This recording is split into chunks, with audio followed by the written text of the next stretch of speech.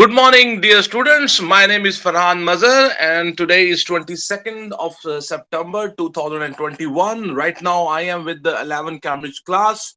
The subject we are studying is Physics 5054. It's O levels physics, and today we have set our hearts to solve physics paper 4. We call it alternative to practical. In normal language, we say ATP. This is paper 4, and its code is 41. This paper belongs from the this paper is of 1 hour, and let's start this paper. So the first question is coming up on your screen. Here we go. A student investigates the relationship between the resistance R of different lengths of wire and their different between the resistance R of different lengths of wire and their length L. Resistance can be found using the equation R is equals to V by I. So remember this equation. The resistance is equals to V by I, where V is the voltage and I is the current. So you can see this circuit is showing up on your screen. We have a power supply, and here we have the crocodile clips. Here we have connected an ammeter. The ammeter will tell you how much is the current flowing through the circuit. This much length of the wire is being used, and so this is the figure for 1.1. He says the student is provided with different lengths of the wire of the same material. He uses the circle shown in the figure 1.1. State one property of the wires that must be the same for the student to make a fair comparison. So, because you are going to change the length of the wire, and then you are going to observe that what is the resistance of the wire. So the rest of the parameters should remain same. So the one very important dimension in the wire is the cross-sectional area of the wire, or in other words, you can say the diameter of the wire that should remain the same. So let me show you. I've done this on a paper. Let me show you that. Okay. So we are doing this paper. Okay. So here we go. Um, One property of the wire that must be the same for the student to make a fair comparison is the cross-sectional area of the wire should be the same. It's a one mark question. Okay, so let's go back and check out what's the next question. On the figure 1.1, draw a voltmeter symbol connected to measure the voltage across the length of the wire. Okay, so we have to draw a length of the voltmeter there, so which can measure the voltage drop. You know, the voltmeter should always be connected parallel to the component across whom you want to measure the voltage drop. So you can see with the blue color in the figure 1.1, here I have shown a voltmeter, and this voltmeter I have connected parallel to the length of the wire across whom you want to measure the voltage drop. So that's how you draw the diagram on your paper. Okay, so what's the next question? So C part is the student places a 40 centimeter length of wire between the crocodile clips shown in the figure 1.1. He switches on the power supply. Name the piece of apparatus he uses to measure the length of the wire between the crocodile clips. So what he wants to do, measure. So the question is, name the piece of apparatus he uses to measure the length of the wire. So what instrument can be used to measure the length of the wire? Because the length is just 40 centimeter long, so it can be made. This much length can be measured easily with a meter rule. So you will use a meter rule. So let me show you my answer. I have written this. So the student places a 40 centimeter length of wire between the crocodile clip shown in the figure 1.1. He switches on the power supply. Name the piece of the apparatus he uses to measure the length of the wire between the crocodile clips. So what's that instrument? Apparatus, that's meter rule. Okay. So let's move to the next question. The next question coming up on your screen is, he says, this figure 1.1 shows the ammeter and the voltmeter readings when the length is 40 centimeter. Okay.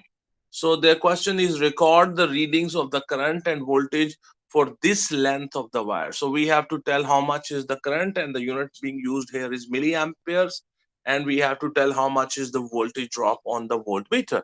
So here you can see, let me increase the size so this thing becomes very clear to you.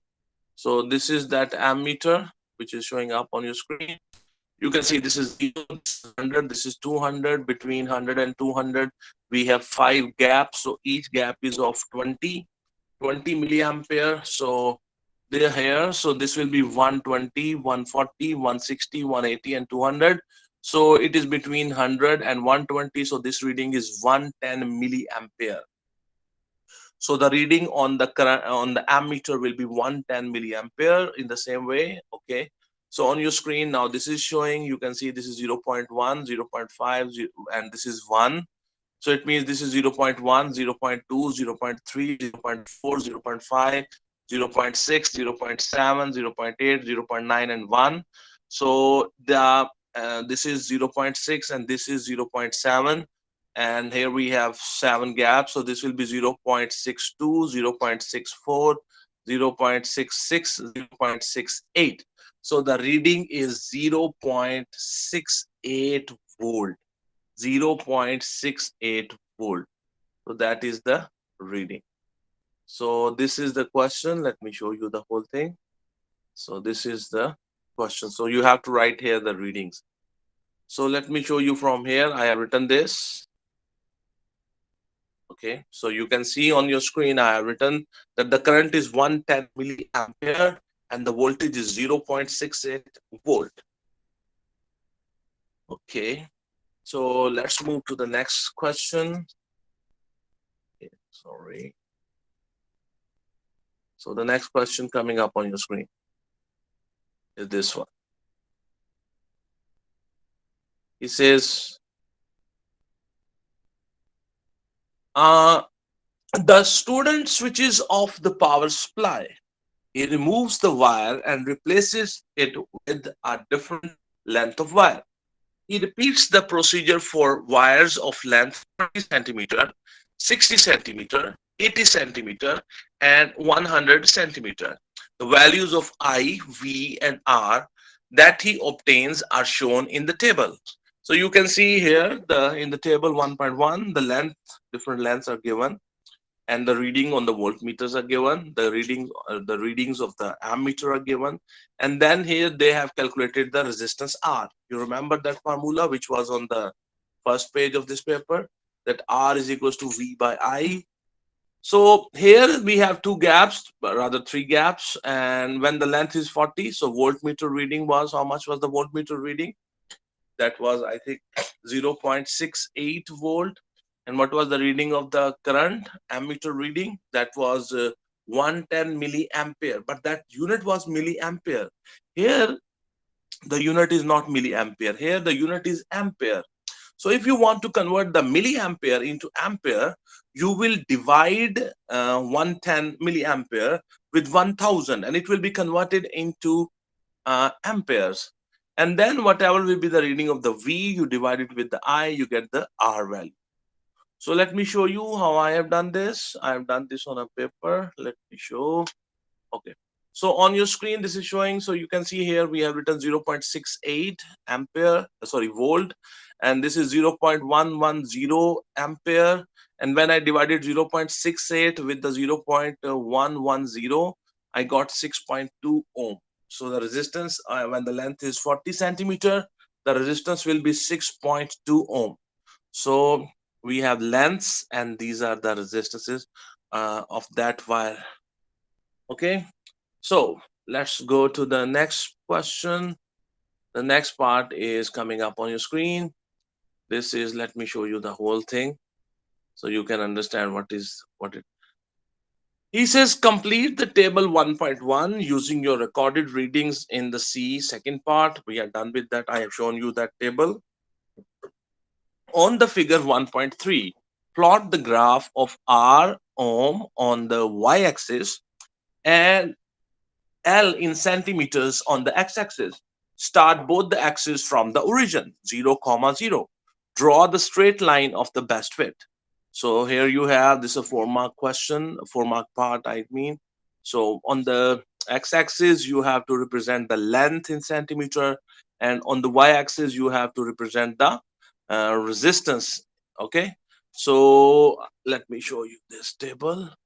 So you can see that the resistance is going, the maximum resistance is up to 100. Maximum length is up to 100 from 0 to 100. That is, you have to represent on the x-axis, and on the y-axis we have to represent the resistance, and the maximum resistance here is 15.4. So we have to label this grid. I will label this grid here and here, and I will use a certain scale to do this. Okay, let me show you my work. I have drawn this. Hopefully you can see this. This is visible to you. So on the x-axis, you can see I have labeled it that length is being represented here in centimeters. Here I have labeled that resistance is being represented on the y-axis, and its unit is ohm. And you can see there here 1 centimeter is representing 10 centimeter. So 2 centimeters representing 20. So 20, 40, 60, 80, 100. So here the maximum resistance was 15. From 0 to 15 you have to represent. So 1 centimeter represents 1 ohm. So 2 centimeter representing 2 ohms. So you can see I have written here 2, 4, 6, 8, 10, 12, 14, 16. Then I plotted those points, and this is that table.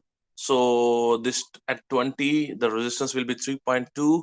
This is the x-axis, this is the y coordinate, this is the x coordinate, this is the y coordinate, x y x y, x coordinate, y coordinate. So you plot them. You can see here I have plotted them on this graph, and then I will join them with a line of best fit. And I have tried to draw the line of best fit, and the theory of the line of best fit is that I draw this line in such a way that the numbers, I try to join the points with each other with a straight line, and if the some points are left, I make sure that the number of points which are left above the line, the same number of points are left below the line. So you can see that I have drawn that line of best fit, and that line is passing through the origin. So this is how you will draw your line of best fit. It's a 4 mark question, and labeling the axis carries 1 mark. Plotting the points carries 1 mark. So very important. Okay. So then he says state the relationship between R and L shown by your graph. Okay. So if you look at this carefully, so when I draw a graph between resistance and the length of the wire, the graph is a straight line graph, and it is passing through the origin. It has positive slope. If two quantities and the graph between them is a straight line with a positive slope passing through the origin, if it is passing through the origin, it's a must condition. Then you can use the word that R is directly proportional to L. The resistance of the wire is directly proportional to L. So that's why state the relationship between R and resistance is directly proportional to the length of the wire. Here you only have to state, you don't have to give the reasons. So that was the question. So we are done with the question 3, and it's I think which part, D, and its third part. We are done now. On your screen, its fourth part is showing up. And it says use your graph to determine the length of the wire that has a resistance of 14 ohm. Show how you determine this value on your graph. So we have to use the graph, and from that graph I will try to tell that a wire whose resistance will be 14 ohm, how much will be its length. So, and I have to show this on the graph also. So let me show you that, and here we go. So here you can see that here we have the 14 ohm resistance. From here I draw a line horizontal until I cross the that graph, and below this point, when I touch this graph, at this point, below this point, I check what is the value of the x. value of the x here, it is 80. Here we will have 90. It's approximately 87 centimeter. So I think the length of the wire will be 87 centimeters. So this step you have to show, the red line which I have drawn there, this you have to show on that graph. Hopefully you have understood. And let's move to the next part. And he says, E part is a second student carries out the same experiment. He uses one single 120 centimeter length of wire. He connects two crocodile clips at different points along the 120 centimeter wire so that the required length of the wire for each measurement is between them for each. He switches off the power supply after each reading and waits a short time before taking the next reading. So just our reason for waiting a short time. You see, whenever you pass current through a wire, because the wire also has some resistance, and when the current flows through that wire and the current overcomes the resistance, the heat is produced. Due to the production of the heat, the temperature of the wire rises, and whenever the temperature will rise, it can affect the resistance of the wire. So after taking a reading, what he do is he switches off the power supply and he waits for a short time so that the temperature of the wire become equals to the room temperature, and then he again pass the current through it and do the second reading. So why he stops the current for a while? So that the wire cools down, because the wire will heat up, because when the current will flow through it, it produces heat. So let me show you my answer. It's a 1 mark question. I have I written this answer. Okay. So due to flow of current, wire heats up. He switches off the power to cool down the wire to room temperature. I hope you have understood this. That was the question number 1. And let's move to the next question. Okay, a student, this is question number 2, and we are doing summer 2021 4-1 paper. It's an ATP paper.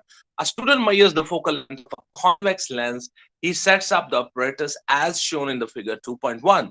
So here you can see we have a lens. This is the convex lens. Here we have the screen where the image will be formed.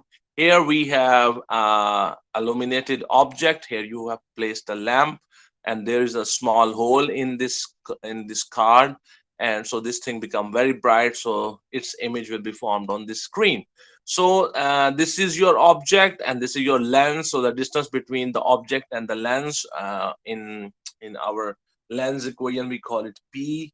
Here they are calling it X. That's the distance of the object from the lens.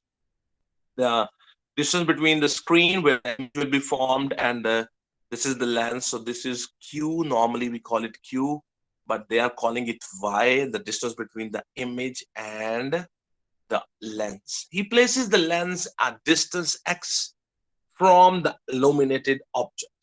He moves the screen until a sharp image of the object is formed on the screen. The lens is now a distance Y from the screen. Question number 2A part. On the figure 2.1, measure. Remember this word, he's saying measure. Measure means to use a meter rule or a scale which you will have to measure, to directly measure to the nearest millimeter the length X and the length Y.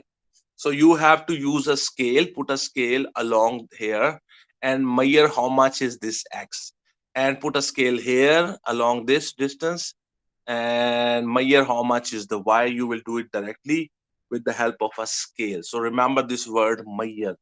Measure means you do it directly by a scale. Okay. So I will measure it. I have done this, and so let me show you. I have measured it this, and let me show you because we have to. Okay. So the next. So on the figure 2.1, measure to the nearest millimeter the length X and Y. So the X will be 2.5 centimeter. The Y will be 6.3.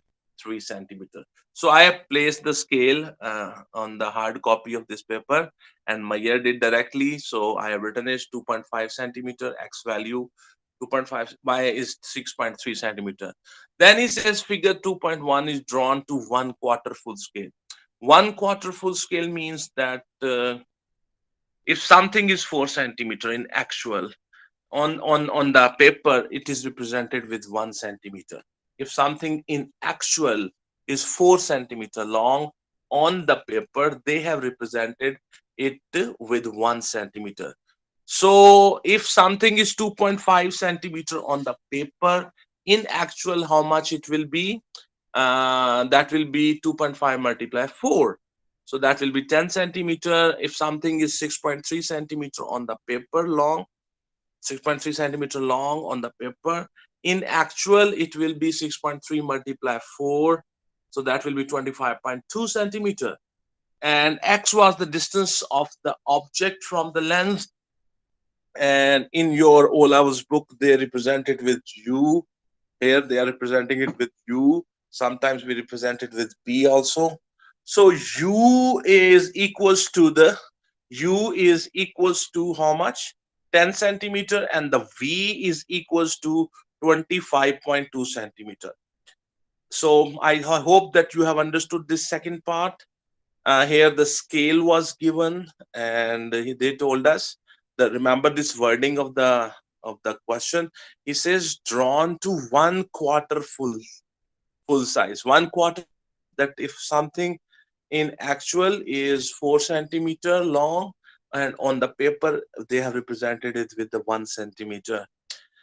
Okay, the third part is calculate the focal length f of the lens using the Aquarium. So here Aquarium is given, f is equals to uv, the whole thing divided by u plus v. So you have the value of the u, that is 10 centimeter. You have the value of the v, that is 25.2 centimeter. You only have to substitute that values there. You can see I have substituted these values, and you have to do the calculation. So you will have 2252 divided by 35.2, that will be 7.16. When you round it off, it will be 7.2. So this says give your answer to two significant figures. So the f value will be 7.2 centimeter. The value of the f according to that formula will be 7.2 centimeter. This is a very easy question, and it carries 2 marks. So let's go to the next part. Okay. So we are done. Let me reduce the size so you can see the whole question. So we are done with this third part. Now we are moving to the B part. The B part is showing up on your screen. He says the lens manufacturers states that the lens has a focal length of 7.0 centimeter. Explain, giving a reason, whether your results agree with the manufacturer's value within the limit of experimental accuracy. Okay, so our reading is 7.2 centimeter and the actual reading is 7 centimeter. So now how much is the difference? That is a 0.2 centimeter difference, because our reading is 7.2 centimeter, the actual reading is 7 centimeter. So the difference is 0.2 centimeter. So what I will do, 0.2 centimeter divided by 7 centimeter, multiply 100. So it's approximately, let me show you, I've done this calculation, and let me show. So 0.2 centimeter divided by 7 multiply 100, 2.9 centimeter. So it's a difference of 2.9 centimeter. So yes, this value are within the 10%. So because in experimental accuracy, you can go up and down up to 10%. So yes, our reading is with the actual value. So let's go to the next question. So we are done with the question number 2. So on your screen coming up question number 3, a student investigates the effect of insulation on the rate of cooling of hot water. She pours 200 cubic centimeter of hot water into a beaker as shown in the figure 3.1. She waits a short time. She then starts a stopwatch and records the temperature of the water. This is at t time equals to 0. Uh, so here you have a retort stand, and here this clamp is holding a thermometer, and here you have a beaker. Beaker has hot water, and this hot water is cooling down. So their question is suggest why the student waits a short time before recording the temperature at time t equals to 0. So when you pour the hot water into this beaker and then you inserted the thermometer into the hot water, you do not immediately start taking the reading, and you do not start immediately start the stopwatch. You see, what we do, we wait for a short time. The reason is that we give the water time to settle down. We give the water to have the uniform. We give time to water to have the uniform temperature. We also give time for thermometer to show the temperature. For example, the thermometer will be at the room temperature, and when you inserted it into the water, so the mercury column will go up. So give it some time and wait until the mercury stops going upward. Okay, it will go up, up, up, up, up, up, up, and then it will stop. So wait, when you inserted the thermometer into the water, then you have to wait for a few seconds so that the thermometer starts showing the temperature of the water. And to show that temperature, it takes some time. Okay, so that's why you do not immediately start taking readings. It's a 1 mark question, and I will show you what I have written. So, and on the next page, he says figure 3.2 shows part of the thermometer at the time t equals to 0. Read the thermometer and record the temperature theta on the answer line and in the table 3.1. So let me increase the size so you can see it more clearly. So this is the reading which you have to read. You have to tell what's the reading here. So what's the reading here? It's 80, this is 90, this is 85, this is 84. So I think the reading is 84 degrees centigrade. The reading is 84 degree centigrade. Hopefully, here you have tried 84. So let me show you my answers which I have written. Okay, so here you can see the first answer is allow thermometer to reach its maximum reading, and the reading on the thermometer right now is 84 degrees centigrade. Hopefully you have understood this. Okay, so let's move to the next question. The next question coming up on your screen is the student records the temperature of the water every minute for 5 minutes. Table 3.1 shows her result. So at the time when the temperature time is 0, the temperature is 84 degrees centigrade. So here in this gap, you have to write 84 degrees centigrade. He says, using the results from the table 3.1, describe how the rate of cooling of water changes over the 5 minutes. So you have to use the results from the table. Okay. So you see from the when the time changed from 0 to 1, it means 1 minute has passed. The temperature dropped from 84 to 76. So it's a drop of 8 degrees centigrade. So in 1 minute, there is a change of 8 degrees centigrade temperature. So it means the rate of cooling is 8 degrees centigrade per minute. So in the next minute, from when the time changed from 1 minute to 2 minutes, the temperature dropped from 76 to 70. So the change in the temperature is 6, and the time is 1 minute. So the rate of the cooling is now 6 degrees per minute. So in the first minute, it was 8 degree centigrade per minute cooling rate, and in the second minute, it is 6 degree cooling rate per minute cooling and in the third minute, when the time changed from 2 to 3, the temperature dropped from 70 to 65. So here the temperature drop is 5 degrees centigrade, and this happened in 1 minute. So here the cooling rate is 5 degrees centigrade per minute. So you can see that as the time is passing by, the cooling rate is decreasing. First, it was 8 degrees centigrade per minute. Then it was 6 degrees centigrade per minute. And then it was 5 degrees centigrade per minute. So the cooling rate is decreasing, and you have to show these calculations. It's a 1 mark question. Let me show you. I have done this on the paper. It's very important. 1 mark.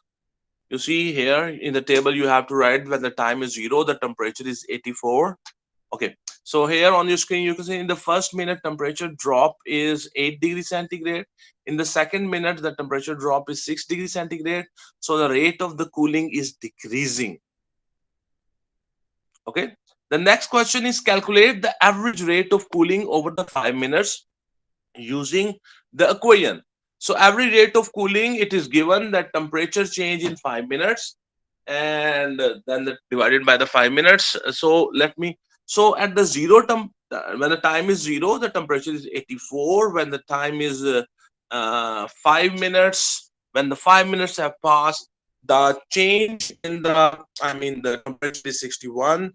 So the change in the temperature in 5 minutes is 84 minus 61. So it will be 23. The change in temperature will be 23. So you divide it with the 5, and the final answer will be 4.6 degrees per minute. So that's the rate of change of, the rate of cooling, in average rate of cooling in the 5 minutes. That will be 4.6 degrees centigrade per minute. So you, in the given space, you have to write the size, that is 4.6, and the unit is degree centigrade per minute. So that is the question number 3. See first part and the second part. So okay, so in the question number, then we have um, question number 3, and it's D part. You just have to complete the table. He says use the results in the table 3.1 on the page 9 and the table 3.2 to suggest how the layer of, okay, so let me first of all read this question from the, because he has given, okay, so here we are done with, let me reduce the size so you can see the whole thing. That was the question number 3, C part. That was the question number 3, and it's C part you was doing. Okay. Okay. So we are moving to the next part. That is page number 10. Let me increase the size. Okay. So here we go. Page number 10. This is the D part of the question number 3. He says the student now covers the sides of the beaker with a layer of cotton wool and repeats the procedure. So now they have put cotton or wool around that beaker.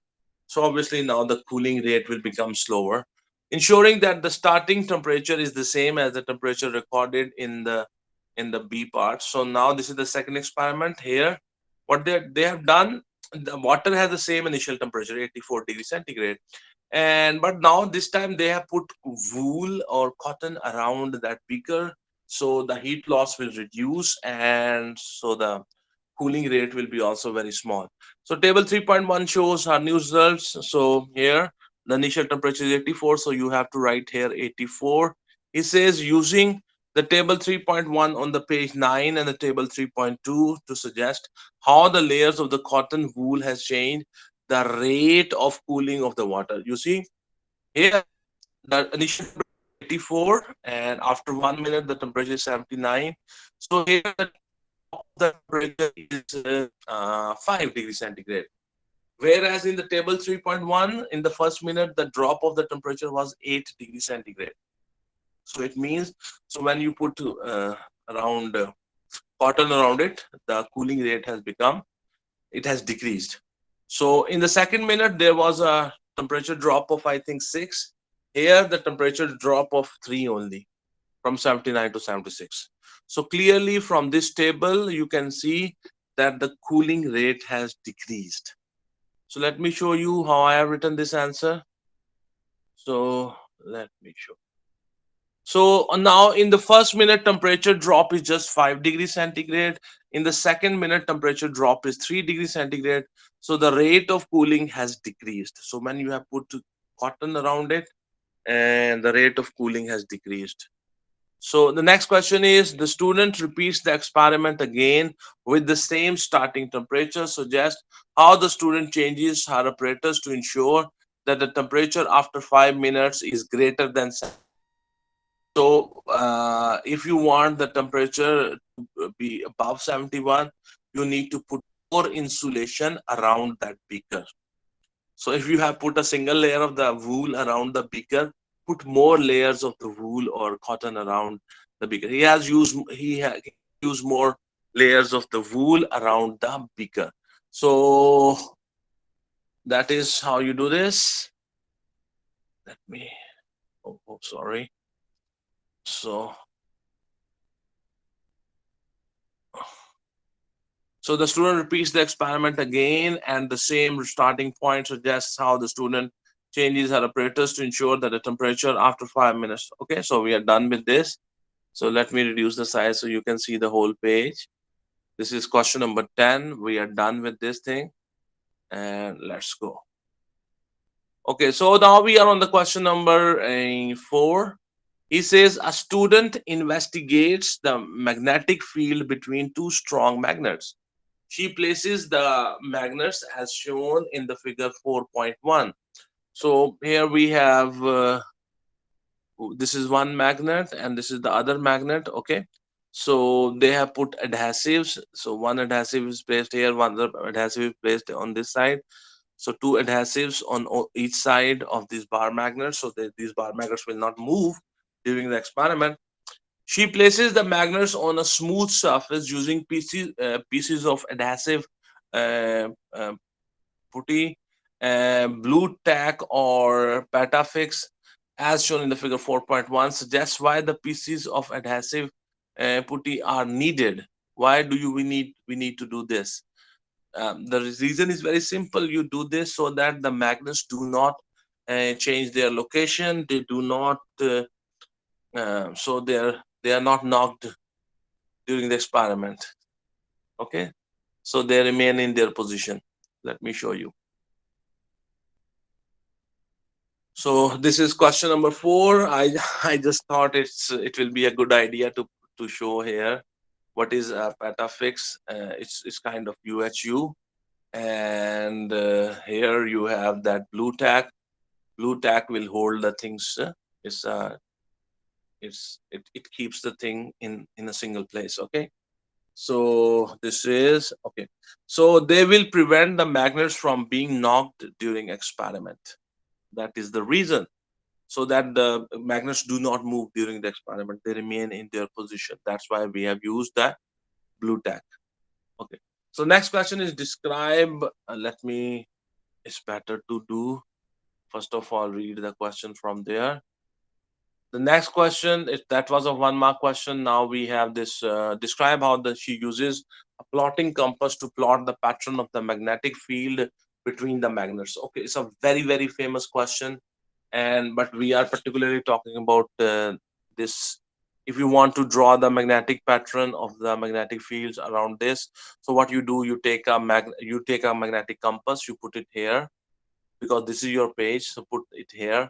So wherever the pointer of the magnetic compass will point, so you put a dot on the paper, then you pick the magnetic compass, you place it ahead of that dot in such a way that the tail of that pointer of the magnetic compass coincides with the dot which you have put on the paper.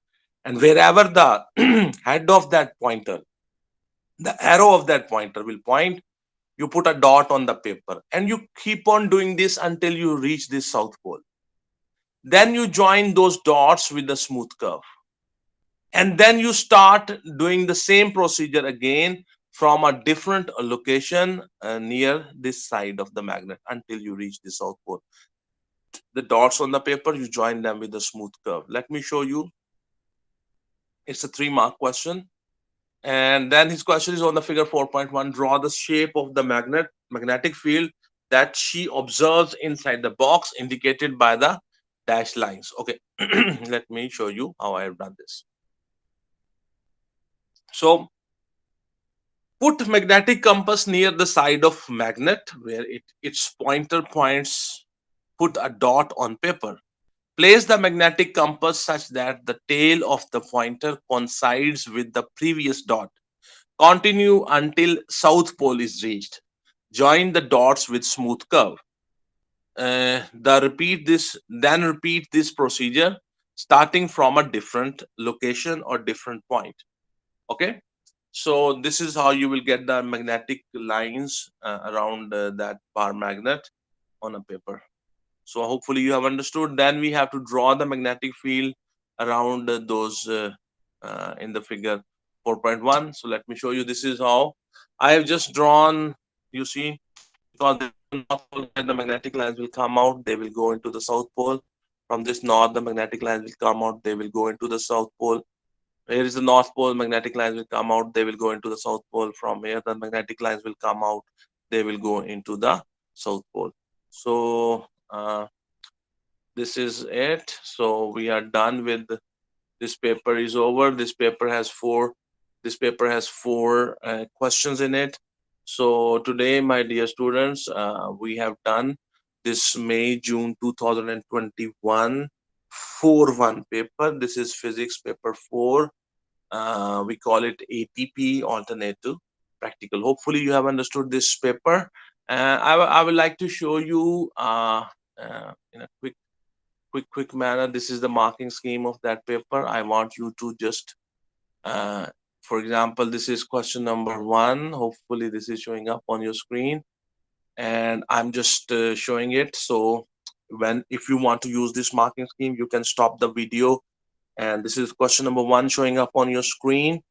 And then this is question number 2 showing up on your screen. So if you want to use this marking scheme, because when I wrote the answers, I checked it with the marking scheme, but having a look at the marking scheme is a good idea. It gives you a better perspective that what answers you can write. So just stop the video, pause the video, I mean, and then you will be able to see this marking scheme. Okay, so this is question number 3 and 4 showing up on your screen. You can pause the video and you can see this marking scheme, and from here you can check your work. So my dear students, today we have done ATP paper of 2021. The paper was this was paper 4, and that was from the zone 1. So hopefully this will be helpful to you. I will try to make more videos on the ATP papers, and if God willing, I will make it. So thank you very much, everybody. It was a pleasure teaching you all. If these videos are helpful to you, kindly subscribe to my channel and also press the like buttons, and do one more favor. If this video is really helpful to you, uh, please share the link of this video in your Facebook. Tell your friends who are in O levels and preparing physics, tell them to watch these videos. They will help them to improve their physics concepts. So thank you very much. Have a good day. God bless you all.